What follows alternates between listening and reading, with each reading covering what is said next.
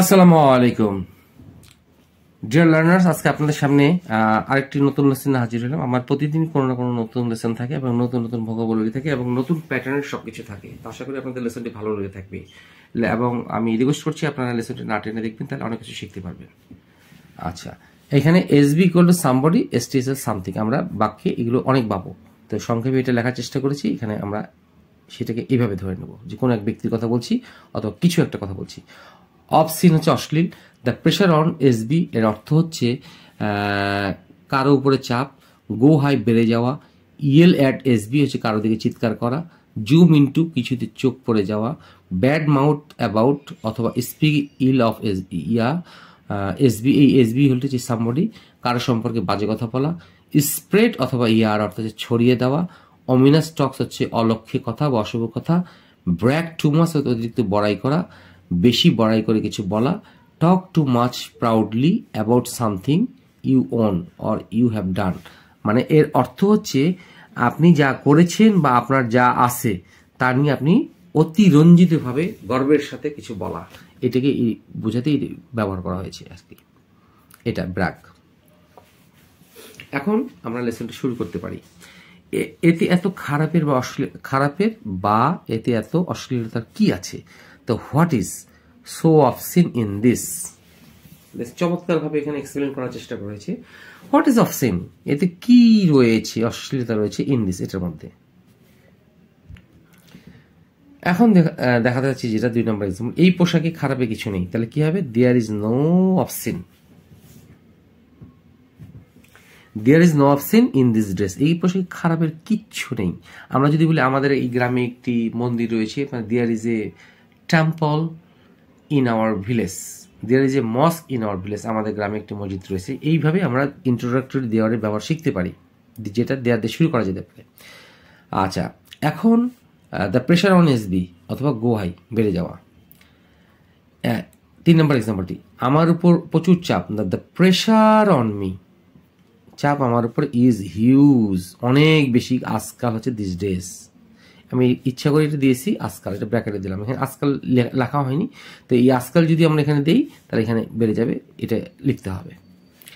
Blood pressure বা উক্ত রক্তচাপ বেড়ে গেছে। ব্লাড প্রেশার বা উক্ত রক্তচাপ বেড়ে গেছে, মানে ব্লাড প্রেশার বেড়ে গেছে। তো ব্লাড প্রেশার হচ্ছে ব্লাড প্রেশারই হ্যাজ গন হাই, এইটা হচ্ছে ভার্ব 3, বেড়ে গেছে present perfect tense, ইয়াসেন।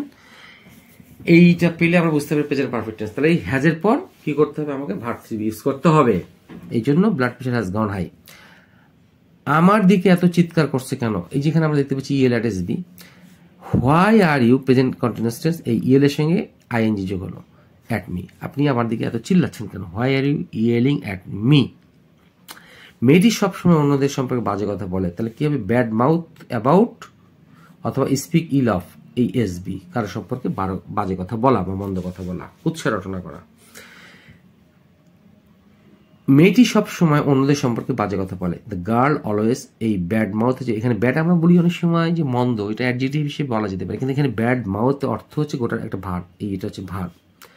About others, the girl always bad mouth others, আমরা হয় এটা বলবো, নাহলে বলবো দ্য গার্ল অলওয়েজ, এখানে এস দিতে হবে যেহেতু এটা থার্ড পারসন সাবজেক্ট, তাহলে লিখতে হবে স্পিক্স ইল অফ আদার্স, সবসময় অন্যদের সময় কুৎসা রচনা করে, বাজে কথা বলে, মন্দ কথা বলে। আচ্ছা, এখন আসি স্প্রেড, স্প্রেড অথবা ইয়ার ছড়িয়ে দেওয়া। অমিনাস টক্স হচ্ছে অলক্ষ্যে কথাবার্তা, অশুভ কথা। আচ্ছা, মেয়েটি তাদের গোপনে বিয়ে করার খবরটি দ্রুত ছড়িয়ে দেয়, ছড়িয়ে দেয় বা নিজে প্রকাশ করে। দ্য গার্ল স্প্রেডস, মানে ছড়িয়ে দেয়, যেহেতু থার্ড পারসন সিঙ্গুলার নাম্বার সেই জন্য স্প্রেডস হলো, আর ইয়ারের জায়গায় এস যোগ হলো, এটাও কিন্তু ভার্ব। আমরা হয় এটা দিব spreads of the girl years দিব। কি হলো? The news of their secret marriage, তাদের গোপনে যে বিয়ে করেছে সেই বিয়ের কথাটা সে প্রকাশ করে দিয়েছে, প্রকাশ করেছে, ছড়িয়ে দেয়। দয়া করে অলক্ষ্যে বা অশুভ কথা বলিও না। প্লিজ ডোন্ট টক ওমিনাস টকস, অশুভ কথাবার্তা বলিও না। আমরা বলি না, আরে ভাই আজে বাজে কথা বলিস না, মানে ভয় লাগে, এরকম কিছু একটা, মানে আজে বাজে অশুভ কথাবার্তা বলিস না। এখন আসি আমরা ব্র্যাগ টু মাচ, অতিরিক্ত বড়াই করা। বা বেশি করে বেশি বেশি বড়াই করে কিছু বলা, মানে টক টু মাচ, অনেক বেশি গর্বের সাথে বলা, talk too much proudly about something, যেটা তোমার কাছে বা আপনার কাছে রয়েছে বা আপনার যা যা করেছেন সেটা নিয়ে অনেক গর্ববোধ করা, মানে বেশি বড়াই করে বলা। এখানে 8, 9, 10 হচ্ছে আমি বোঝানোর চেষ্টা করেছি।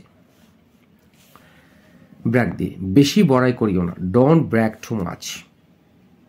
আমি বড়াই করছি না, কিন্তু আমি মনে করি তিনি একজন সৎ মানুষ। আই এম নট ব্র্যাগিং, আমি বেশি বাড়াই বলছি না বা আমি বড়াই করছি না, গর্ববোধ করছি না যে, বাট আই ডু থিঙ্ক, আমি মনে করি he is an honest man. ছেলেটি অতিরিক্ত বড়াই করে তার বন্ধুদের কাছে তার অপরাধের কথা বলেছে, মানে বলে না আমি এটা করেছি, আমি এটা করেছি, চুরি করেছি, ডাকাতি করেছি, এরকম কিছু একটা আর কি, বড়াই করে বলে যে আমি এটা পারি, মাস্তানি করার কথা।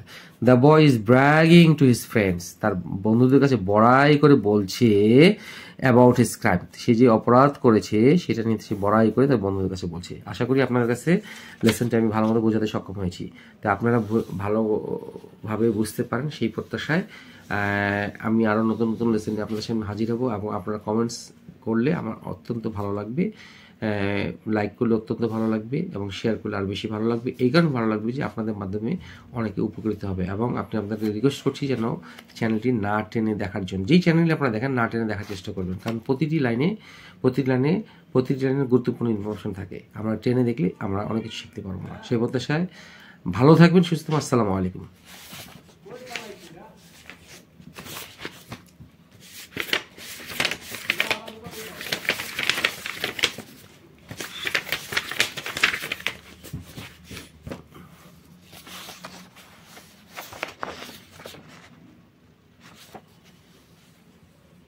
আচ্ছা।